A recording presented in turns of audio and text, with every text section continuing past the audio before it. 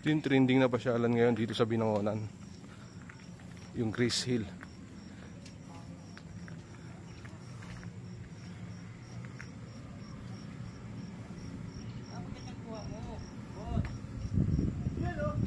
Pag tumingin ka sa kaliwa, kita mo yung buong Laguna Lake.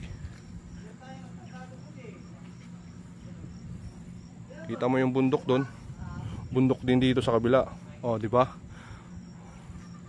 Ang ganda ng sikat ng araw. Oh. Ang pa. Oh, pine tree. Malapit na Pasko.